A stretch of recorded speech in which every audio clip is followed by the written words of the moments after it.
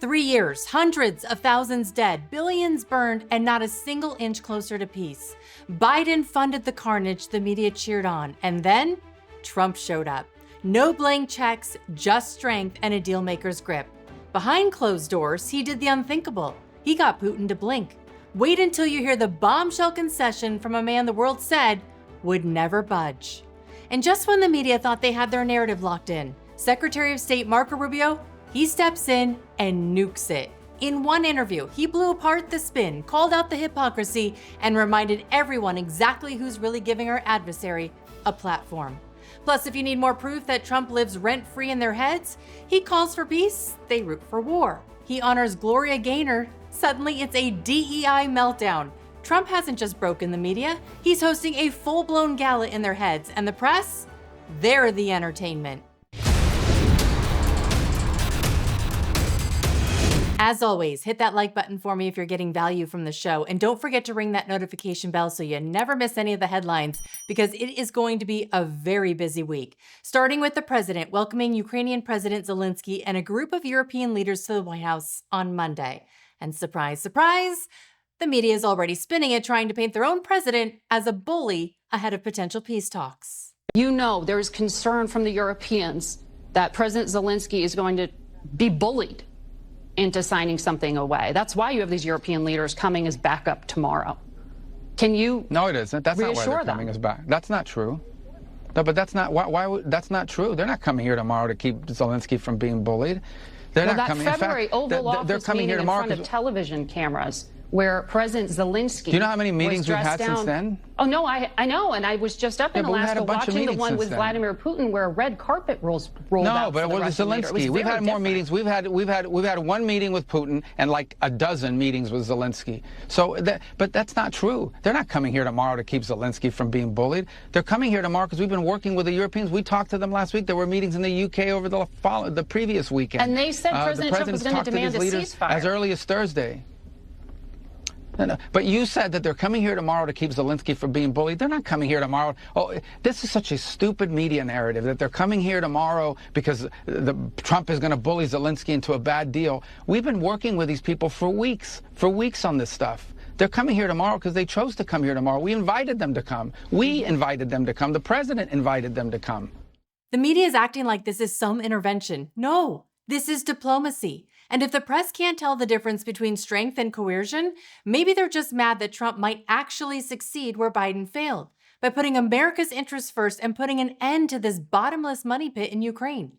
The media isn't protecting Zelenskyy, they're protecting the war machine, and they clearly don't want peace, they want production value. Well, it gets even more ridiculous when you listen to this. The president went on television, said he would walk out of the meeting if Vladimir Putin didn't agree with one. He said there would be severe consequences if he didn't agree to one. He said he'd walk out in 2 minutes. He spent 3 hours talking to Vladimir Putin, and he did not get one. So there's because some obviously things happened during that meeting. Well, because obviously look, our goal here is not to stage some production for the world to say, oh, how dramatic, he walked out. Our goal here is to have a peace agreement, to end this war, okay? And obviously we felt, and I agreed, that there was enough progress, not a lot of progress, but enough progress made in those talks to allow us to move to the next phase. The press doubted Trump's competence before the meeting, and now after the meeting, they say he wasn't tough enough. Meanwhile, Biden, he just signed blank checks while the body count kept rising. If you want to see real strength, watch Trump. No drama, just results. However, I'd like to remind my media colleagues what weakness on the world stage actually looks like. Watch this.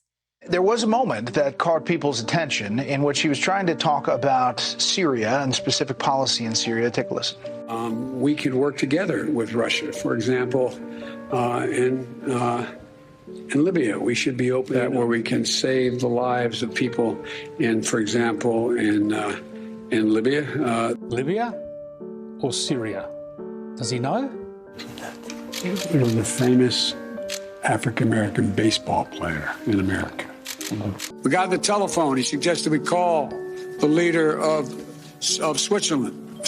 My goodness, I'm getting really anxious here about expanding NATO. Sweden. To keep alive the truth and honor of the Holocaust, horror of the Holocaust. It's absolutely awful. And again, there's no upside. Remember any of the media outrage over that? Yeah, I don't either.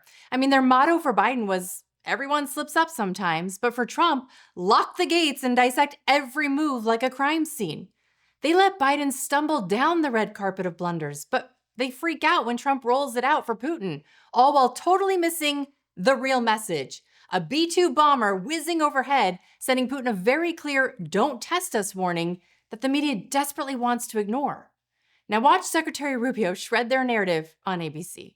Critics of President Trump will say the pomp and circumstance, the red carpet, the warm handshake, that President Trump simply lost that Putin gained there just by being on the world stage and walking down a red carpet with the president. Your reaction to that? Well, I mean, critics of President Trump are always going to find something to criticize. You don't even pay attention to it anymore. But I will tell you this, Putin is already on the world stage. He's already on the world stage. The guy's conducting a full-scale war in Ukraine. He's already on the world stage. He has the world's largest tactical nuclear arsenal in the world and the second largest strategic nuclear arsenal in the world. He's already on the world stage. When I hear people say that, oh, it elevates him, well, all we do is talk about Putin all the time. All the media's done is talk about Putin all the time for the last 4 or 5 years.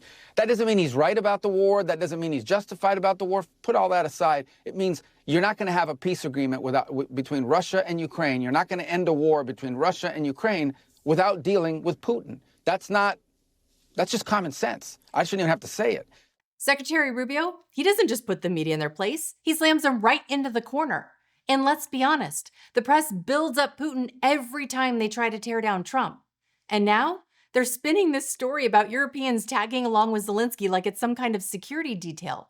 Well, newsflash, Trump invited them because, as he has said before, Europe needs to stop freeloading and start carrying their own weight in the fight against Russia instead of expecting the U.S. to bankroll the whole show.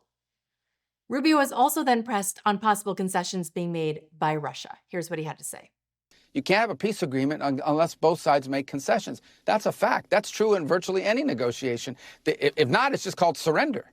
And neither side is going to surrender. So both sides are going to have to make concessions. So, of course, concessions were asked. But what utility would there be of me going on a program and tell you we wagged our finger at Putin and told him you must do this and you must do that? It's only going to make it harder and less likely that they're going to agree to these things. So these negotiations, as much as everyone would love it to be a live pay-per-view event, these discussions only work best when they are conducted privately in serious negotiations in which people who have to go back and respond to constituencies, because even totalitarian governments have constituencies they have to respond to, people have to go back and defend these agreements that they make. And so, and figure out a way to explain them to people. So we need to create space for concessions to be made. But of course, concessions were asked. President Trump's envoy to the Middle East, Steve Witkoff, he went on CNN today and he laid out a concession that he says Russia is now willing to make. And this could be a massive game changer for Ukraine. Watch.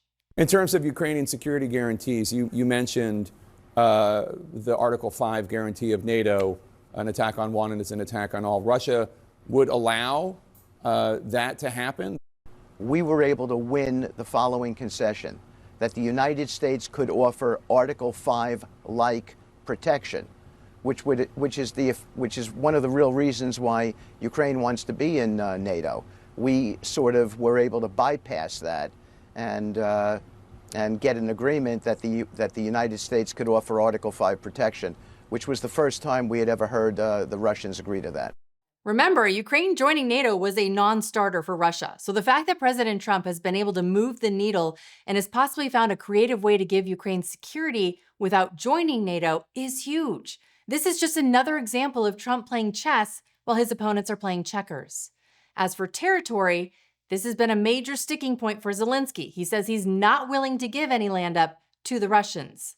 The media now trying to undermine Trump again and claim he told Putin he supported him taking full control of the Donbass region. Rubio shut that down quickly. A European diplomat has confirmed to Fox that President Trump supports Putin's proposal for Russia to take full control of Luhansk and Donetsk, all of Donbass. Do you support this move? No, first of all, I don't know who told you that, but they don't know what they're talking about. I mean, the president has said that in terms of territories and stuff, these are things that Zelensky's going to have to decide on. These are things that the Ukrainian side is going to have to agree to. That's all the president is trying to do here is narrow down the open issues, narrow them down, and then see if we can play some role in bringing that closer together so we can stop and end this war once and for all. But people that are out there talking what they don't know with all these stupid leaks and things of that nature, they all want to just sound important. They don't know what they're talking about. Rubio also fired back at critics who say President Trump needs to be a little bit tougher and slap Russia with tariffs that will cripple their country. But I want everyone to understand, if this morning the president woke up and said, I'm putting these terrible, strong sanctions on Russia, that's fine. It may make people feel good for a couple hours. But here's what you're basically saying. You're saying talks are over. For the foreseeable future, for the next year or year and a half, there's no more talks because there's no one else in the world that can talk to him. Okay, Putin's not going to meet with Macron. He's not going to meet with the UK. With all due respect to these leaders, none of these leaders are going to be able to bring him to the table and talk to them. There's only one leader in the world that has any chance of bringing these two sides together. If there is a chance, there's only one leader in the world that can do it, and that's President Trump. And you forfeit that role the minute you put additional sanctions on him. We may get to that point, unfortunately, but if we do, it means that peace talks are no longer possible, and that would be very unfortunate. So the Trump team is moving full steam ahead with these talks, and Rubio says EU leaders being present isn't just a photo op, it's strategy. In fact, he made it very clear that they bring fresh ideas, they have real pressure, and yes, they are working on a new sanctions package of their own. But their biggest value, he says, building the security guarantees Ukraine needs to finally cut a deal. It's time Europe stops tagging along and actually pulls its weight. So who's going to be showing up tomorrow with Zelenskyy at the White House? Well, it looks like a full parade of European power. Italy's prime minister will be there, as well as France's Emmanuel Macron, NATO's Secretary General, Germany's Chancellor, EU Commissioner President Ursula von der Leyen, and Finland's President Alexander Stubb. I will have the full breakdown of that meeting for you here tomorrow. And when it comes to the media's coverage of all of this, no shock they're failing. Just look at the numbers. CNN doesn't have a single show cracking 500,000 viewers. Congratulations, CNN. You now have more employees than viewers. And even if you combine them with MSNBC, they still can't touch Fox. You'd think the numbers being that bad would spark a little self-reflection, but nope. These folks would rather ride their delusions straight into irrelevance. And let's talk about a story that's as outrageous as it is dangerous. ICE just referred Connecticut State Rep Corey Paris to the DOJ after he used Instagram to dox ICE's live location to illegals in the area. This is the message Paris posted, telling his constituents to stay vigilant, check on your neighbors, and report ICE activity to local activist groups. So just to be clear, he's not urging people to follow the law, he's telling them how to dodge it. And Democrats still want us to believe that they're the rule of law party? They're actively helping people break it while preaching that no one is above it. It's not just hypocrisy, it's aiding and abetting, and no one's been held accountable yet. Speaking of the law and who's allowed to break it, take a look at this horrifying story. An illegal immigrant who crossed the border in 2018 and got a commercial license in Sanctuary, California, made an illegal U-turn on Florida's Turnpike and killed 3 Americans. A 30-year-old man, a 37-year-old woman, and a 50-year-old man, all gone. This isn't compassion, it's chaos, and it's costing lives. And then over in Washington, folks are protesting against law and order. DC is 50% Black and Hispanic, but look at this crowd. Mostly white, mostly activists, and clearly not the people who actually live there. And the community suffering the most? Jeanine Pirro says it loud and clear, it is Black teens. President Trump understands that in D.C., it is the minority community that is suffering. Just the other day, I said, give me a picture of all of the teens, everyone 19 and under, who were killed by gunfire. Okay? And in 2024, there were 29 of them, all teens killed by gunfire. 2025, so far, there are 19, all teens killed by gunfire. Every one of them African American, every one of them minority community. And I'm going to stun you. 70% of these homicides of 45 young minority kids in the last year and 7 months have not been solved. The ones who shot and killed them and took their lives from them are still walking the streets. Jeanine Pirro says it's her mission to fight for those victims and to help make DC safe again. But somehow, We're watching the left defend illegal immigrants, defend criminals. And now, you ready for this? They're even attacking Trump for honoring disco legend Gloria Gaynor at the Kennedy Center. Why? Because they claim she's a DEI pick. I'm serious. Roll the tape. I do believe, as much as the Trump administration has attacked DEI, I think they wanted a person of color on the list of Kennedy Center honorees. And to me, the fact that Gloria Gaynor is the one person of color on the list indicates that they struggled to find a person of color who would agree to be on the list, because she doesn't have a huge body of work, which is what the Kennedy Center usually picks, is people who are icons in their genre of the arts. And she's basically a one-hit wonder. A one-hit wonder? Seriously? Gloria Gaynor? She changed pop culture. The disco era was her era. Her music still fills dance floors and gets sampled in new songs today. And in fact, her anthem, I Will Survive, was added to the Library of Congress in 2016 for its cultural and historical significance. New York Times certainly didn't think that was a DEI pick then. But now that Trump's honoring her, suddenly the media wants to erase her legacy? This isn't about merit. It's about Trump derangement syndrome. And it's terminal, apparently. Okay, up next, I am breaking down the whole Alaska showdown, from Trump's ice-cold warning to Putin to the press's meltdown that left Putin looking straight up baffled. It's pretty good. Plus, Kash Patel's bold new promise to hold Democrats accountable for their illegal antics, and why Gavin Newsom's name just keeps on popping up. You're gonna have to click on that video to find out why. Go ahead, click on it now, and I'll see you over there. Thanks for watching.